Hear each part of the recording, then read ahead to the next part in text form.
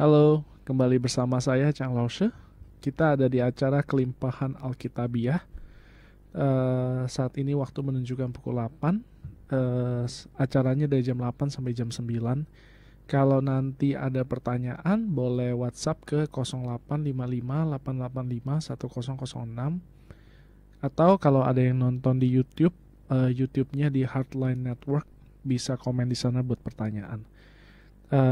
Saya perkenalkan diri dulu. Saya bekerja sebagai perencana keuangan.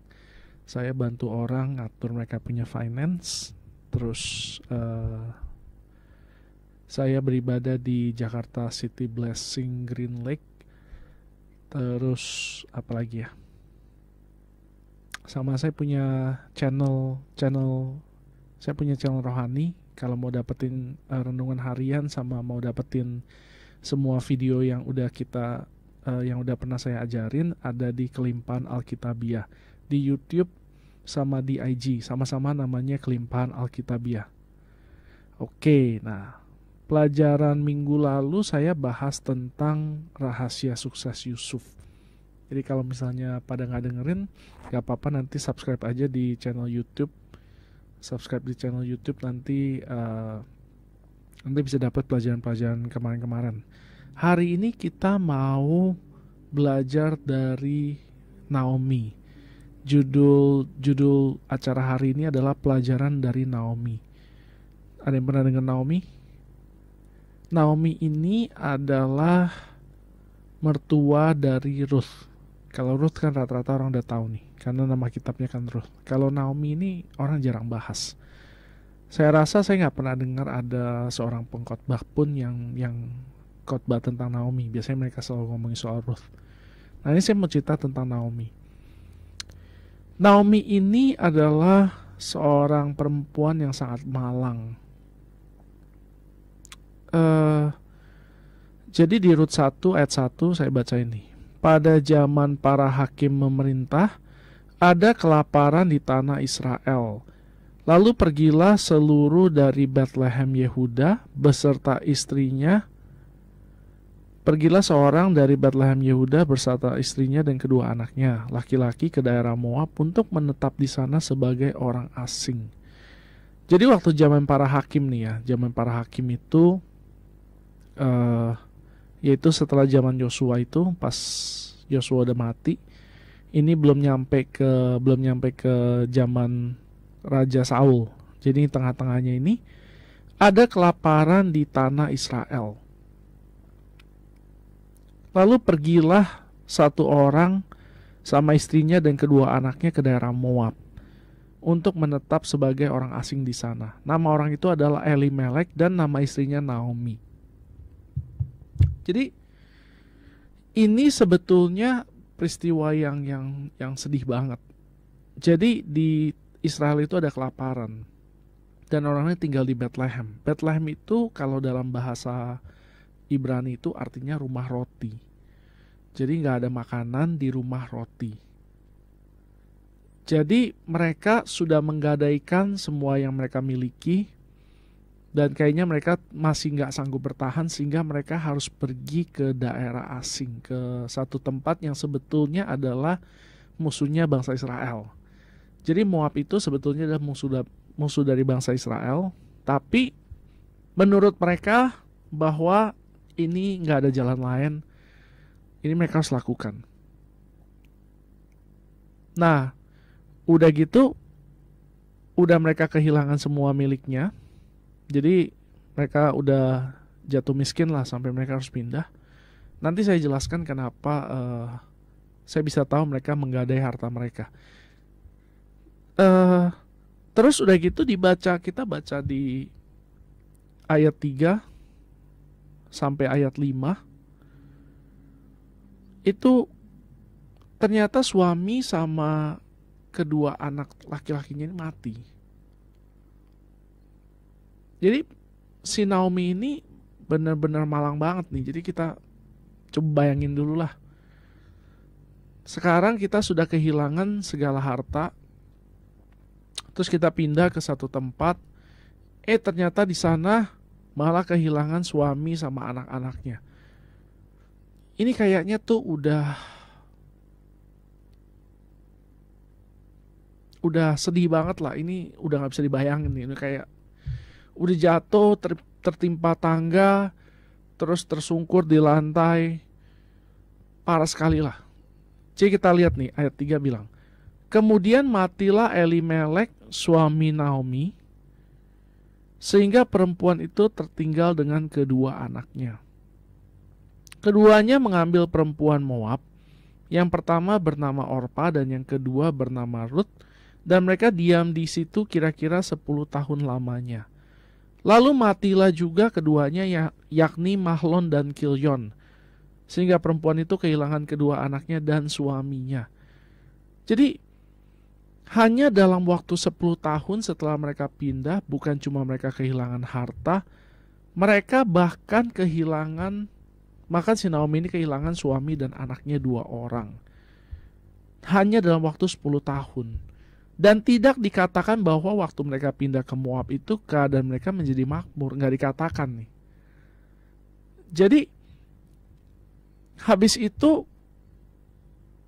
di ayat ke-6, kemudian Naomi berkemas. Dan dia dengan kedua menantunya itu pulang dari daerah Moab. Sebab waktu dia di Moab, dia mendengar Tuhan telah memperhatikan umatnya dan memberikan makanan kepada mereka. Nah, waktu di ayat 20, dia udah pulang nih ke Israel nih. Dia udah pulang ke Israel, ke Bethlehem. Orang-orang bilang gini nih sama dia nih, di ayat 19-20. Dan berjalanlah keduanya sampai mereka tiba di Bethlehem. Ketika mereka masuk ke Bethlehem, gemparlah seluruh kota itu karena mereka. Dan perempuan-perempuan berkata, Naomi-kah itu? Gempar nih, sampai gempar nih. Jadi mungkin Naomi dan suaminya mungkin orang yang terkenal di sana kali ya, orang-orang pada kenal nih. Jadi waktu mereka pulang, orang-orang pada gempar. Itu si Naomi ya, dia pulang ya. Tetapi ia berkata kepada mereka, si Naomi ngomong nih, jangan sebutkan aku Naomi, sebutkanlah aku Mara, sebab yang Maha Kuasa telah banyak melakukan hal yang pahit kepadaku. Arti kata Naomi adalah kesenangan, kesukaan. Arti kata Mara adalah pahit. Jadi dia udah saking stresnya, dia mengutuki dirinya sendiri. Nah, kita bayangkan ya, kita udah jadi bangkrut, terus kita pikir, oh saya pindah aja lah ke kota lain lah. Dan ini kotanya bukan sembarang kota, ini kotanya musuh Israel. Terus dari gitu sampai sana cuma dalam waktu 10 tahun, malahan dia punya suami dan dia punya anak mati semua. Untungnya ada satu menantunya yang mau ikut dia balik. Cuma itu aja tuh. Sampai dia stres, sampai dia bilang gitu, jangan lagi panggil saya kesukaan, kesenangan, panggillah saya si pahit. Karena hidup saya pahit banget, Tuhan bikin saya pahit banget. So kita bisa lihat bahwa orang ini sangat menderita, sangat stres. Mudah-mudahan sih nggak ada yang stres kayak gitu ya dari pendengar sini ya. Menurut saya dalam cerita di Alkitab, kayaknya yang paling kasihan itu memang hidupnya si Naomi nih, nggak ada bandingannya. Orang-orang lain kayaknya nggak ada yang sesial dia ceritanya. Tapi ternyata kalau kita lihat ya di dalam kita baca di Ruth tuh kitabnya pendek nggak panjang. Ternyata dia ada juga hal-hal yang beruntung. Kok bisa? Pertama dia dapat menantu yang luar biasa. Nah, kalau ada yang nggak tahu, Ruth ini sebetulnya menantu yang luar biasa. Dia itu, jadi waktu di ayat waktu si Naomi berkata dia mau pulang, dia bilang sama menantunya suruh pulang ke rumah ibunya masing-masing. Ayat 8. Berkatalah Naomi kepada menantunya itu, pergilah pulanglah masing-masing ke rumah ibunya. Tuhan kiranya menunjukkan kasihnya kepadamu, seperti yang kamu tunjukkan kepada orang-orang yang telah mati itu dan kepadaku. Kiranya atas karunia Tuhan kamu mendapat tempat perlindungan, masing-masing di rumah suaminya. Jadi ini menantunya masih muda-muda nih. Jadi mereka sebetulnya bisa aja menikah lagi nih. Lalu diciumnyalah mereka, tetapi mereka menangis dengan suara keras dan berkata kepadanya, kepada Naomi, "Tidak, kami ikut dengan engkau pulang kepada bangsamu." Tetapi Naomi berkata, "Pulanglah anak-anakku, mengapa kamu turut dengan aku? Bukankah tidak akan ada lagi anak laki-laki yang kulahirkan untuk dijadikan suami bagimu nanti? Pulanglah anak-anakku, pergilah sebab sudah terlalu tua aku untuk bersuami. Seandainya pikirku ada harapan bagiku dan sekalipun malam ini aku bersuami, bahkan sekalipun aku masih melahirkan anak laki-laki, masakan kamu menanti mereka sampai dewasa? Masakan karena itu kamu harus menahan diri dan tidak bersuami? Janganlah kiranya demikian anak-anakku. Bukankah jauh lebih pahit yang aku alami daripada kamu? Sebab tangan Tuhan teracung terhadap aku." Nih jadi dalam pikirannya si Naomi nih, Tuhan nih jahat nih sama dia nih. Lalu menangis pula mereka dengan suara keras. Lalu Orpa mencium mertuanya itu dan minta diri, tetapi Ruth tetap berpaut kepadanya. Jadi si Orpa mutusin, oh iya benar juga ya, mertua saya nggak mungkin punya anak lagi.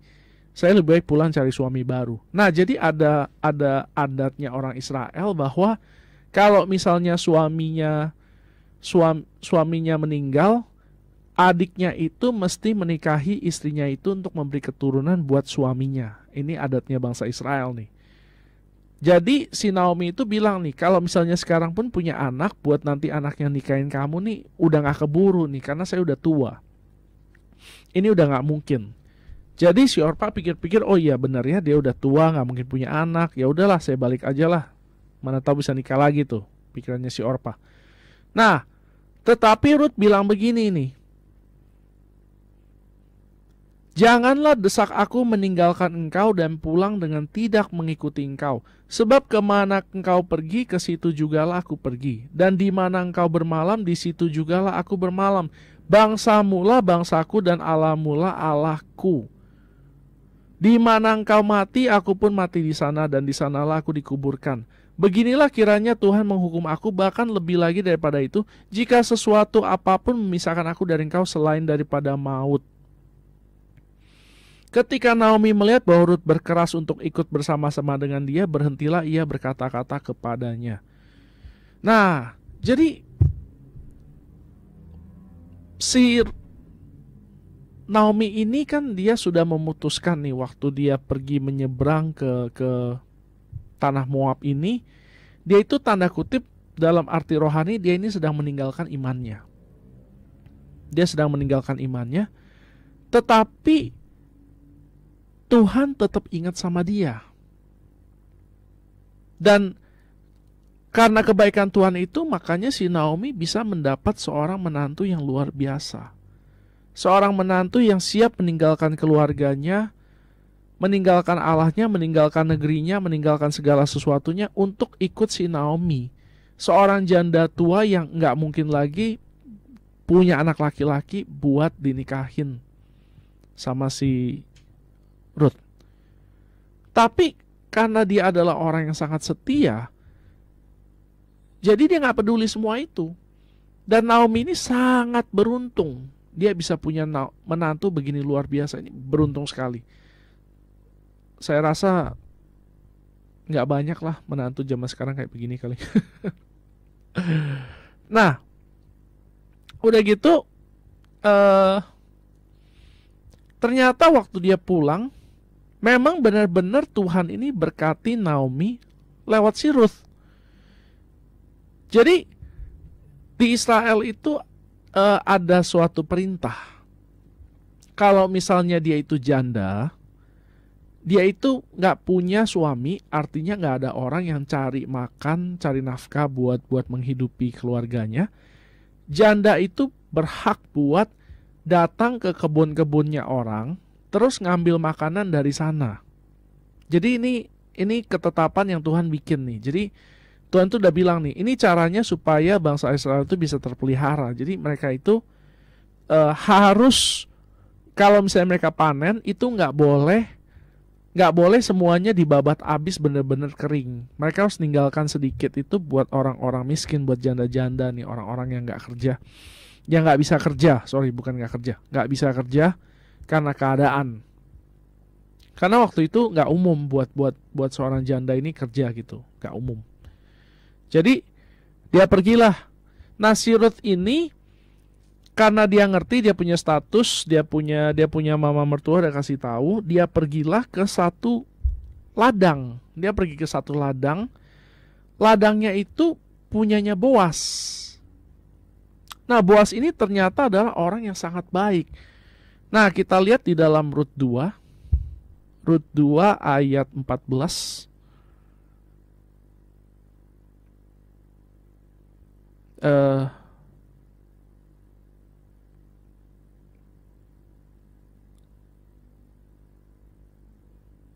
Rut 2 ayat 5 nih. Jadi si Boas itu udah lihat si Rut itu dia ada di kebun.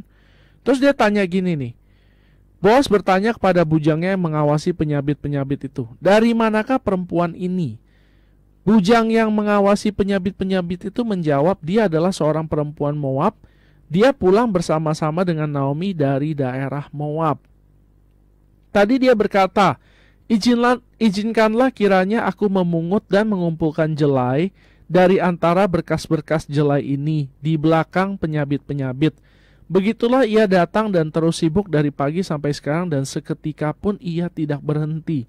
Jadi dia ngumpulin makanan dari jatuhannya orang-orang yang nyabit. Jadi ini udah waktunya panen, mereka sabit, ada yang jatuhannya dikumpulin sama dia. Nah, Boas melihat ini, terus dia dengar, oh ini rupanya si Rut nih, saya pernah dengar nih ceritanya. Habis itu si Boas bilang nih, dia bilang kepada Rut nih, dengarlah dulu anakku. Jadi Boas ini lebih tua nih daripada Rut, tua mungkin rada jauh. Tidak usah engkau pergi memungut jelai ke ladang lain, dan tidak susah juga engkau pergi dari sini.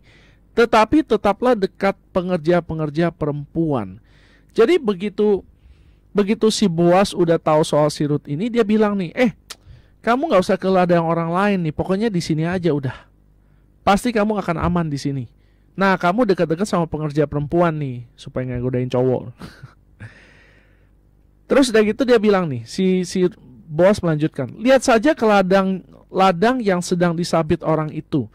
Ikutilah perempuan-perempuan itu dari belakang, sebab aku telah memesankan kepada pengerja-pengerja lelaki, jangan mengganggu engkau. Jika engkau haus, pergilah ke tempayan-tempayan dan minumlah air yang dicedok oleh pengerja-pengerja itu.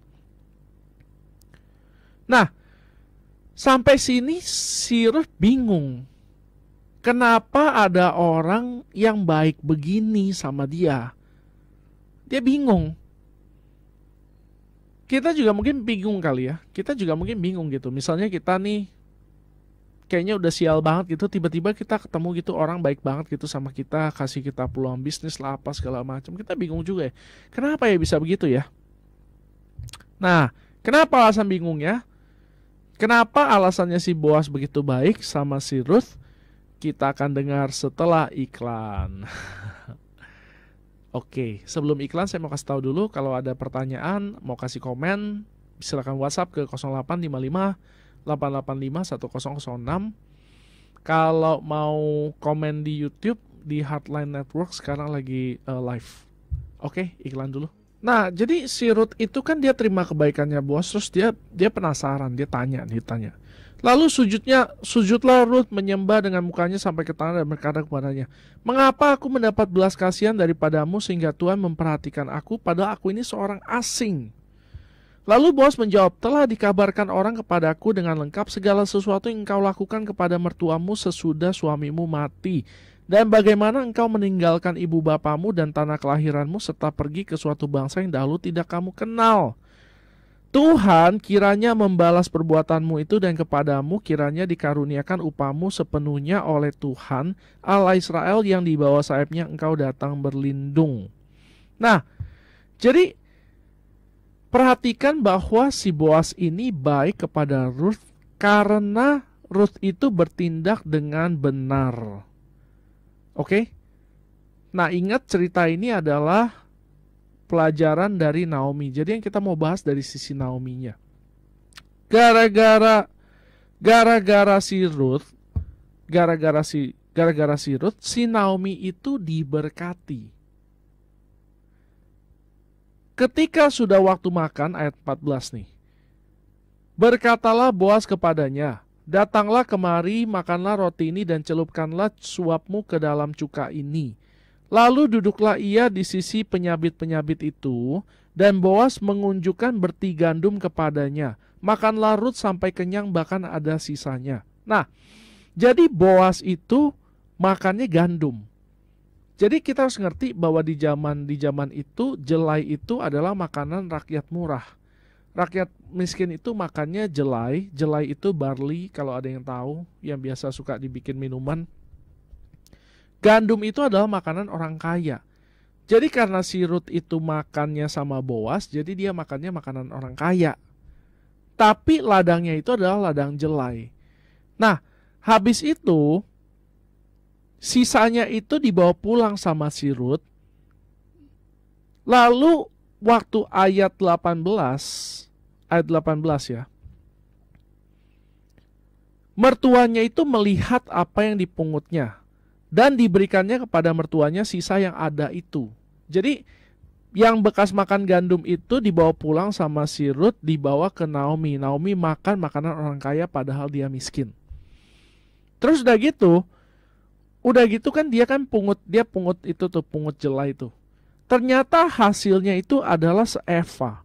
Satu eva itu di ayat 17 dikatakan, maka ia memungut di ladang sampai petang, lalu ia mengirik yang dipungutnya itu dan ada kira-kira seeva jelai banyaknya. Satu eva itu setara dengan 36 liter. 36 liter. Jadi ini adalah makanan yang sangat banyak. Saya satu hari nggak makan 1 liter beras. Jadi banyak sekali. Nah, jadi si Naomi ini, kita lihat dia punya perjalanan ya, dia kehilangan segala sesuatunya sampai dia pahit. Tapi begitu dia punya menantu Ruth itu, hidupnya berangsur-angsur mulai membaik. Kok bisa demikian? Nanti di akhir acara saya kasih tahu rahasianya. Nah, yang jelas kita lihat ya, bahwa si Naomi ini kan sebenarnya dia nggak ngapa-ngapain, tapi dia diberkati karena Ruth. Naomi nggak ngapa-ngapain, tapi dia diberkati oleh Ruth. Apa sih rahasianya? Nanti kita akan bahas. Saya akan lanjutkan.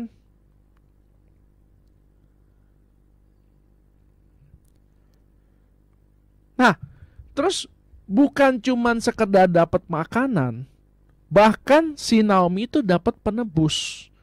Jadi kebiasaan adat istiadatnya di Israel adalah tanah itu tidak boleh dijual. Tanah itu adalah wasiat dari Tuhan buat keturunan mereka, nggak boleh dijual. Bolehnya itu digadai. Apa itu digadai? Jadi dia jual sementara kepada orang yang lebih kaya, jual sementara, terus nanti kalau misalnya mereka punya duit, mereka bisa bayar balik tuh. Itu namanya gadai. Jadi mereka sudah menggadaikan. Makanya kenapa saya bilang waktu di awal itu, saya tahu dari mana mereka menggadai harta mereka. Karena ini nih, dia ngomongin soal penebus. Jadi mereka punya tanah. Si Elimelek ini punya tanah. Tanahnya ini saat ini dalam keadaan dimiliki sama orang lain dan harus ditebus. Jadi udah gitu, si Ruth waktu ditanya sama si Naomi, kamu mungut ini dari mana, kok banyak banget? Terus dia bilang, oh ini dari Boas.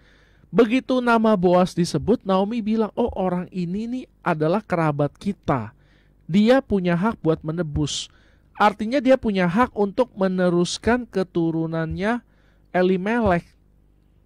Artinya dia punya hak untuk menikah sama jandanya keluarga Elimelek dan bisa membeli kembali tanah wasiat yang dimiliki oleh keluarga Elimelek ini.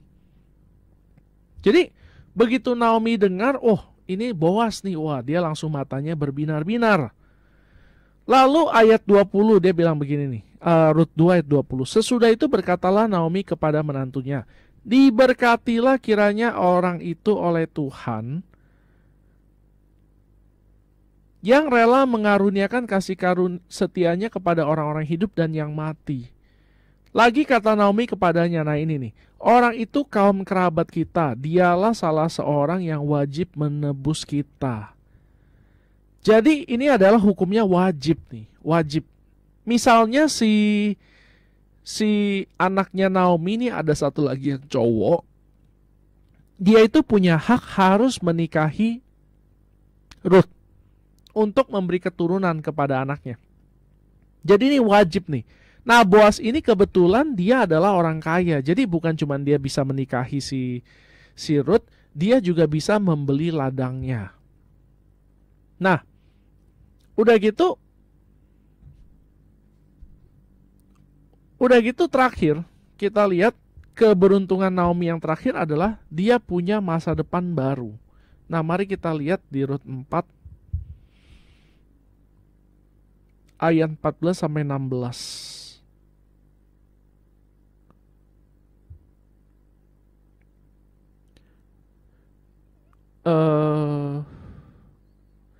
Mulai dari 13 dulu nih.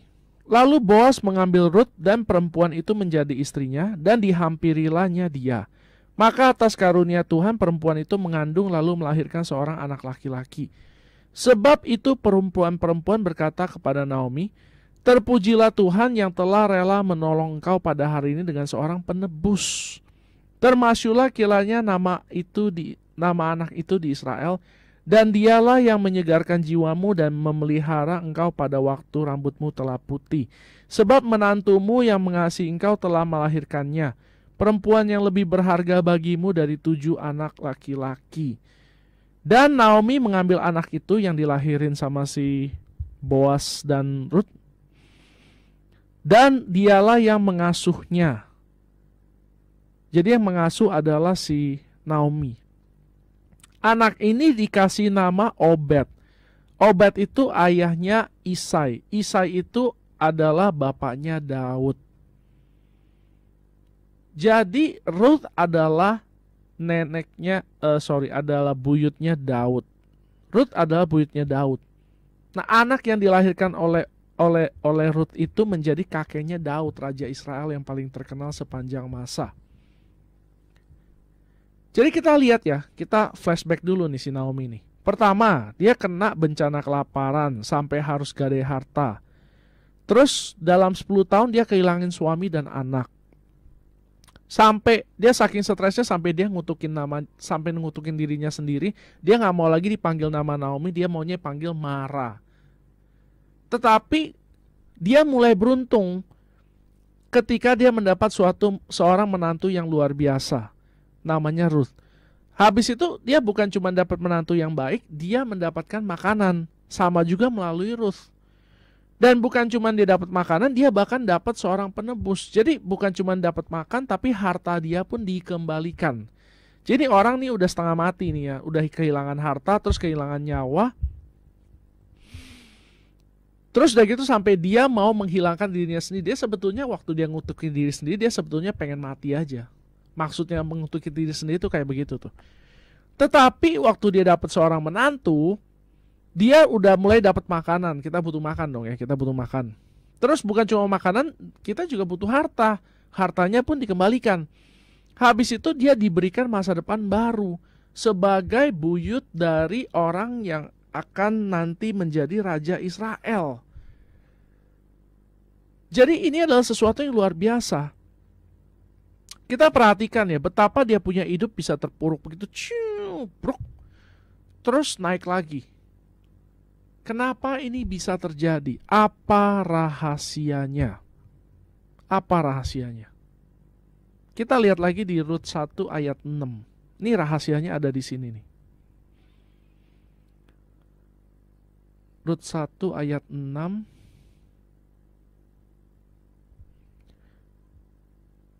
Kemudian berkemaslah ia dan kedua menantunya dan ia pulang dari daerah Moab. Sebab di daerah Moab itu ia mendengar bahwa Tuhan telah memperhatikan umatnya dan memberikan makanan kepada mereka. Dia mendengar bahwa Tuhan telah memperhatikan umatnya dan memberikan makanan kepada mereka. Ini adalah kata kunci. Ini adalah kata kunci. Kuncinya adalah dia mendengar bahwa Tuhan ini sudah mulai memperhatikan umatnya dan dia mau pulang. Banyak orang waktu keadaan susah mereka mau ninggalin Tuhan dan mereka nggak kembali lagi. Padahal di luar sana keadaan lebih buruk. Tetapi Naomi, dia percaya bahwa Tuhan itu sudah mulai melakukan sesuatu dan dia mau kembali lagi kepada Tuhan. Ingat ya, jadi Moab itu sebetulnya adalah suatu makna rohani, berarti di luar Allah Israel. Nah, sekarang dia mau kembali nih, dia mau kembali kepada Allah Israel. Sama seperti kita nih, kalau keadaan kita lagi buruk, kita nggak mau ke gereja, kita mau tinggalin semua, kita nggak mau Yesus lagi. Udahlah, jangan ngomong Yesus lah. Gue hidup lagi susah nih, bisnis nggak jalan, anak gue sakit, bagaimana nih? Ini kadang-kadang suka terjadi. Nah, titik balik kehidupan Naomi adalah ketika dia mulai beriman lagi kepada Allah Israel. Titik balik hidup setiap kita adalah ketika kita mulai kembali lagi kepada Allah Israel. Mulai punya iman lagi kepada Allah Israel. Ini yang bisa menyebabkan hidup kita berubah. Dari kayaknya sial banget, sekarang jadi beruntung. Tuhan itu adalah Tuhan yang baik. Tuhan tuh gak pernah berhenti memperhatikan umatnya. Kita tahu dari mana? Dalam cerita ini, waktu orang-orang itu yang tinggal di Bethlehem di Israel itu kan banyak kelaparan. Tapi nggak diceritakan ada yang mati. Tapi justru si Naomi yang pergi keluar ke Moab, justru dia yang malah kehilangan. Padahal kelaparan ini bisa aja menimpa siapa aja, orang-orang bisa mati. Tapi nggak dikatakan bahwa orang-orang yang di Israel mati. Nggak dikatakan di Bethlehem Yehuda banyak orang mati karena kelaparan, nggak disebut. Justru si Naomi yang pergi ke Moab, dia malah kehilangan suaminya dan 2 orang anaknya. Jadi ini sebenarnya pukulan yang berat. Tapi waktu dia dengar, oh Tuhan sudah mulai memperhatikan umatnya, imannya mulai timbul. Ketika imannya mulai timbul itu, dia lalu mendapatkan seorang menantu yang baik. Di situ dia punya titik balik, mulai berubah. Dia mulai mendapat menantu yang baik, akhirnya dia bisa punya cukup buat makan, akhirnya dia punya harta bisa dikembalikan, bahkan terakhir dia bisa punya masa depan yang luar biasa menjadi seorang nenek buyut dari Raja Israel. Nah, ini semua berhubungan dan ini semua ada pelajaran yang penting yang kita harus petik di dalamnya. Apa itu pelajaran itu? Kita akan bahas setelah iklan. Kalau ada yang mau tanya, boleh WhatsApp ke 0855 885 1006.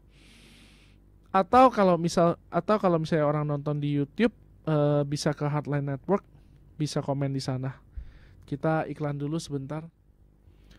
Oke. Nah, jadi apa sih rahasianya si Naomi? Dan ini bisa menjadi suatu pelajaran buat kita yang sangat penting.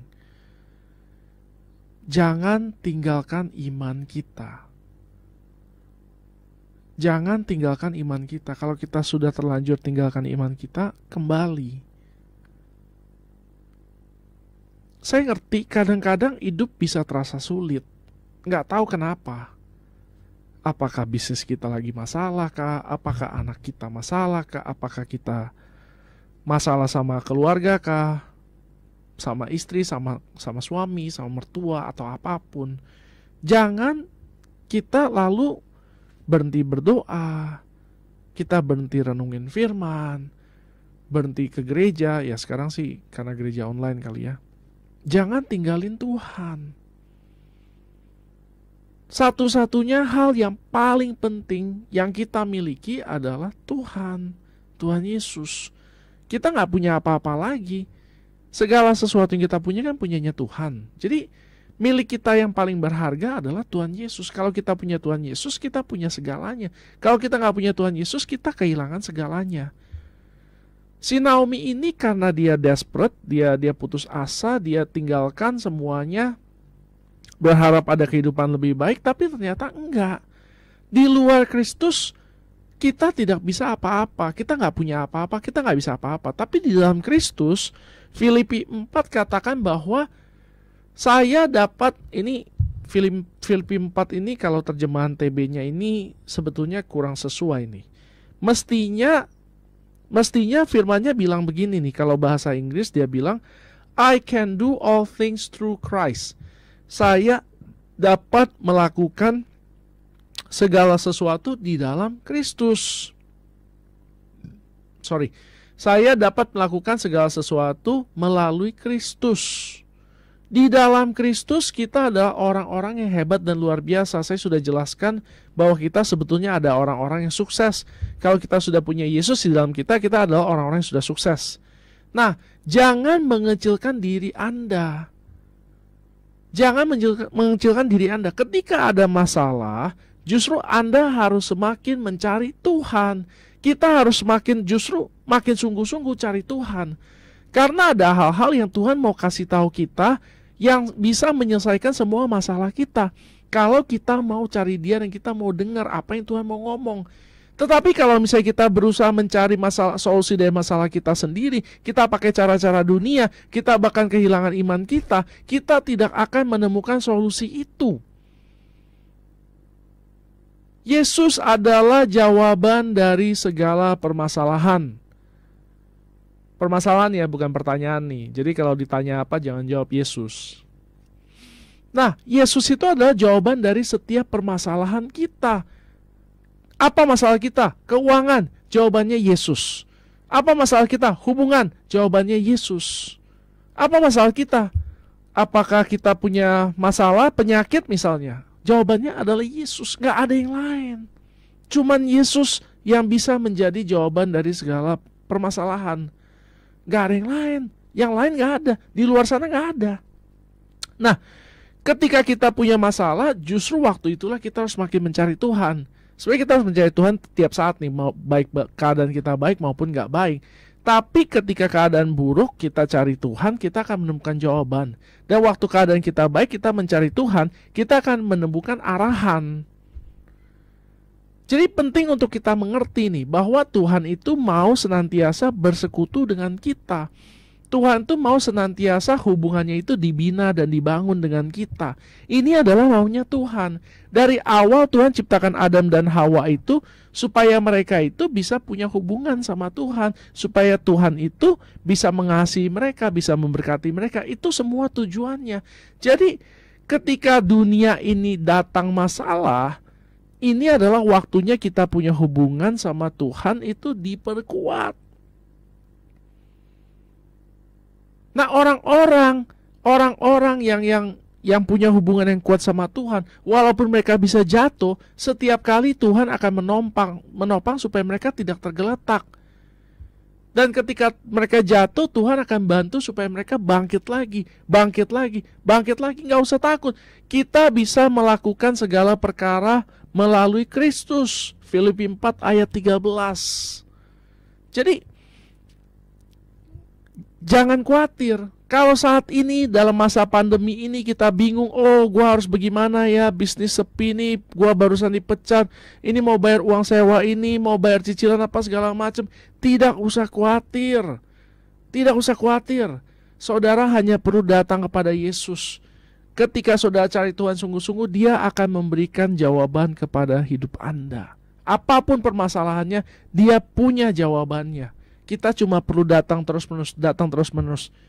Nah, seringkali yang terjadi adalah orang berharap dari sesuatu yang lain daripada Yesus. Oleh karena itu iman mereka goyah dan mereka tidak dapat jawaban.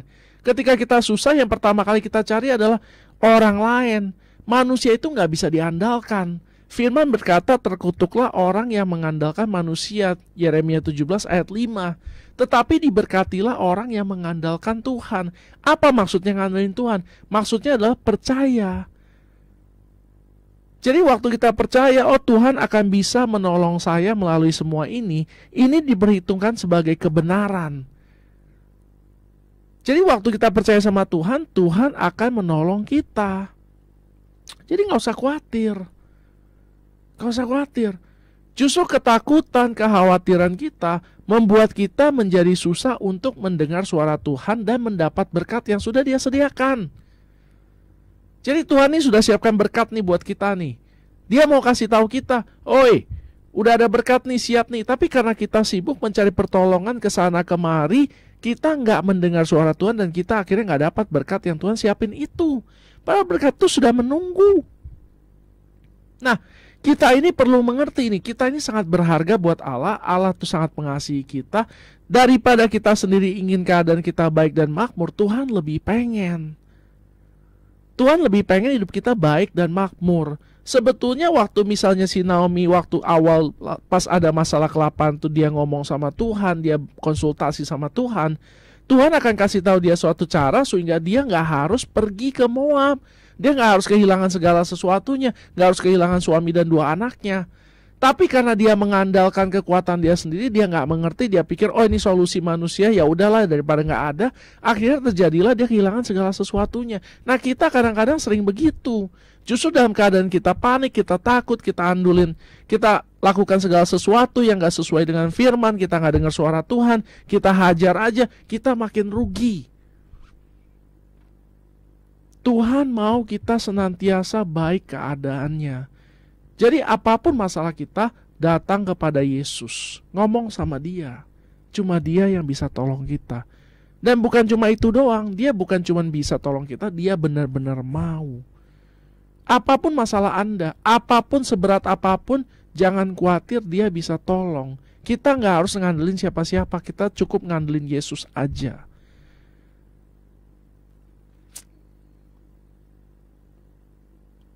Saya harap semuanya diberkati dari pelajaran hari ini. Kalau ada yang butuh bantuan doa, ada yang mau tanya-tanya soal pelajaran ini, ada yang mau memberi untuk mendukung pelayanan ini, boleh kontak ke 081932184218. Jangan lupa nama saya Chang Lause. Terus kalau ada yang mau dapetin renungan harian sama siaran ini, bisa follow di saya punya YouTube, namanya Kelimpahan Alkitabiah. Nah, itu aja dari saya. Shalom.